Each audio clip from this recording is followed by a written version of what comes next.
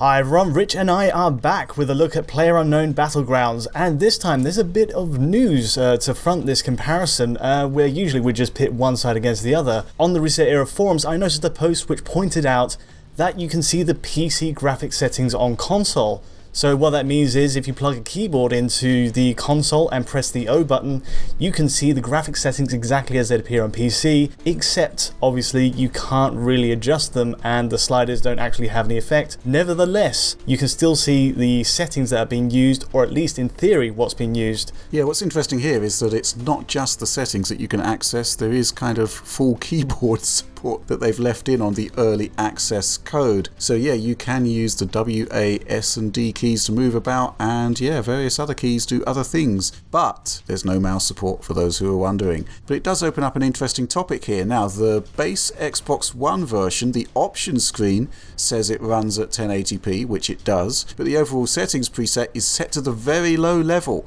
which is not really what we would want from the game. And similarly, if you access the options screen on Xbox One X, it says it's running at the medium setting. So we set about discovering whether this was true or not. So we're looking at the very low setting here on the PC versus the Xbox One. This opening shot here kind of centers more on draw distance. So what's the deal here? Well, it's fair to say it's not accurate to call Xbox One, the standard Xbox One, equivalent to the PC's very low settings. There's a couple of things which are better and some things which are worse. So for example, it uses higher quality textures and anti-aliasing on the Xbox One compared to very low, but those LODs on that opening shot I just saw, it is actually worse than the very low setting. Okay, that's not really what you want to hear from your console port, when typically your multi-platform development projects generally veer around the medium to high and sometimes ultra settings. I would say it's not all bad news though, because you can see here that the Xbox One version clearly has better levels of shading involved, and I suspect that's a pass of ambient occlusion that is present on the console version but not on the very low preset. And on top of that, texture detail, as bad as it is on Xbox One, is nowhere near as bad as it is on the PC's very low preset.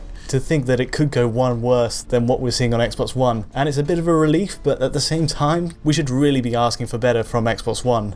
Definitely, yeah. I mean, in terms of multi-platform development, this isn't exactly the console's finest hour, but again, we should stress the game is still early access and in preview, and this is the first stab they've had at getting the game onto console. One last point actually, when we see the settings menu, a bokeh depth of field effect is used in the background. That's actually absent on the Xbox One version, suggesting post-process effects are lower than very low, which actually has that in effect. But yes, that's about the gist of it. It's a bit of a mixed bag, some settings higher than very low, some settings lower somehow. So let's move on to the other part of the equation here. We've got two 4K feeds. We've got PC running at medium at 3840 by 2160, and the same resolution on Xbox One X, of course, where the settings menu implies that it's running at medium.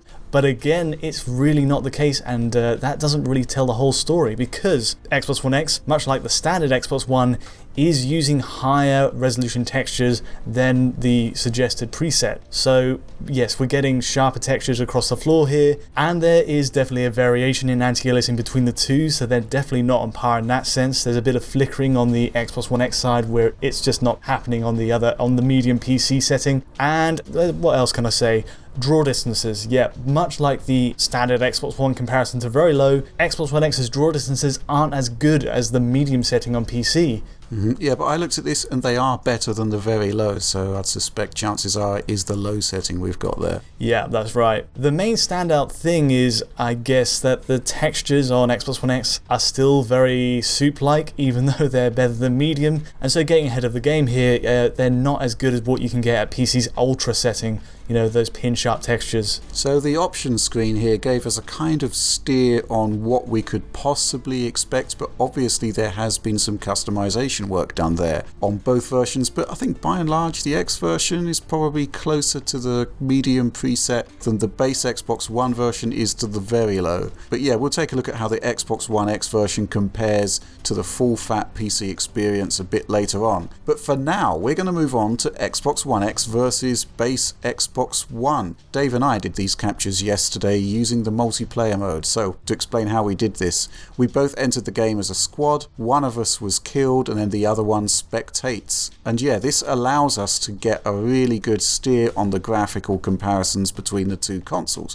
But one thing I will point out is that whichever system is spectating runs at a lower frame rate than actual gameplay. So when you see that little spectating sign there, expect a jerkier look to the experience there, but it isn't reflected in actual gameplay. But we're just not going to be able to get any kind of comparisons as dynamic as this, so we had to take the hit there. Yeah, it's worth that hit for sure. And obviously the first thing that stands out is the texture work, the huge disparity in the quality of assets across the board. Looking at Xbox One, I don't think it's really... this just isn't a good looking game as a result of the level of quality they're using here. From my perspective, they've got 5 gigs of available memory to use on the base system, 9 gigs on the X. So why we're getting these kind of lower quality assets, bit of a mystery to me. And something to bear in mind here is that PC can go higher. It does have ultra level textures, as we'll see in a minute, which the Xbox One X doesn't have. One big advantage of doing this synchronized play is you get the same time of day,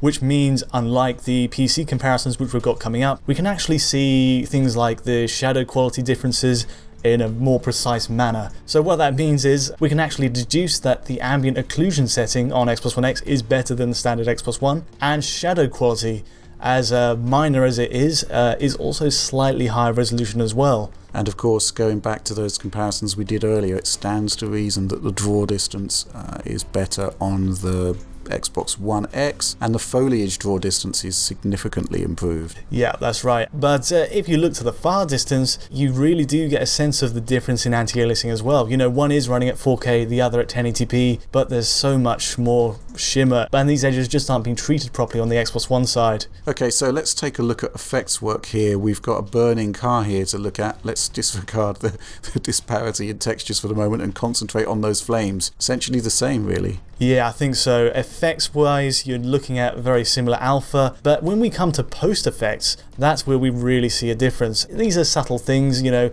ambient occlusion actually falls into this bracket. If we're looking at things like lighting and lens flare, you get a lens flare effect on Xbox One X. Also some light shafts as well, as the player kind of occludes the sun. You get kind of what's called a crepuscular ray. On top of that, of course, there's the depth of field effect, which we mentioned earlier. That is instated on Xbox One X as well. So all these come under the banner of post-processing, and clearly we're getting a much higher setting on X. So we've taken a quick trip to the shore here, and we're taking a look at water reflection effects here. So what's the deal? Basically, you do see a lot more reflection detail resolved overall. There isn't actually a PC setting specifically for this, but whatever bracket it falls under, X is actually getting the benefits of it. So that is the console comparison, and I would say that's a vast range of differences that we've got there. Quite subtle perhaps, but there's some pretty big improvements there regardless, in addition to 4 times the resolution. So let's move on now. Xbox One X 4K versus PC absolutely maxed. So what's the deal? Right, we didn't get the benefit of having synchronized play. Sadly, there's no cross-play between these two platforms. So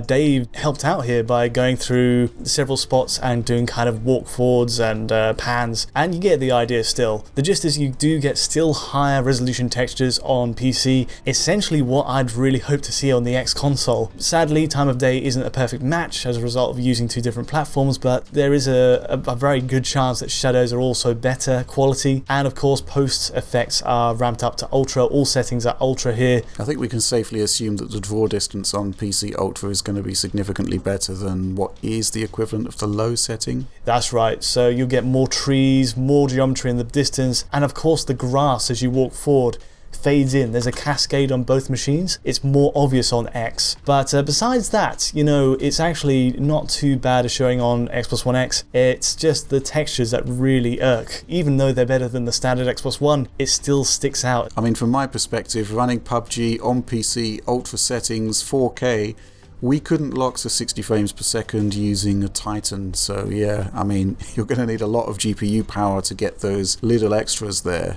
It says a lot, doesn't it, that the optimization work, even on the best hardware you can put into a PC, isn't good enough. That they got this game running as it is on Xbox One X is quite telling that the frame rates really aren't where we wanted them to be, as we showed in our performance analysis. Hopefully things can be resolved. This is an early access, of course.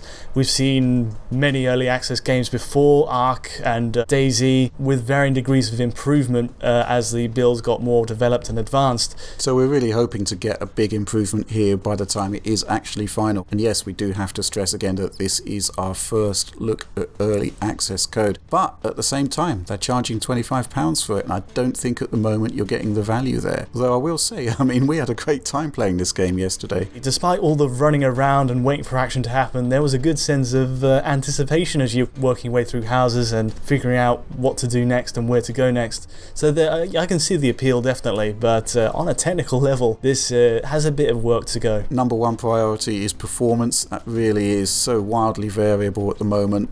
Again, I just don't understand why we can't lock to 30 frames per second here. Secondly, the controls, input lag. We're going to get some measurements on that, but I'm not happy with it at the moment. Whether it's down to poorly configured dead zones on the analog sticks or just bad input lag, I'm just not having a great time with the controls on this, so hopefully they can resolve that as well. Those are my two big priorities there. Obviously the textures after that. So yeah, plenty of work to do on this one. Right, shall we call it there? Yeah, I think that's basically everything we've got to report on this one for now. So yeah, please do like and subscribe if you enjoyed this in-depth look at how PUBG compares between PC and the two consoles. And of course, this is a 4K videos, so our Digital Foundry Patreon supporters can head over to digitalfoundry.net and grab the full fat source encode for this file. But that's all from us for now. Thanks for watching.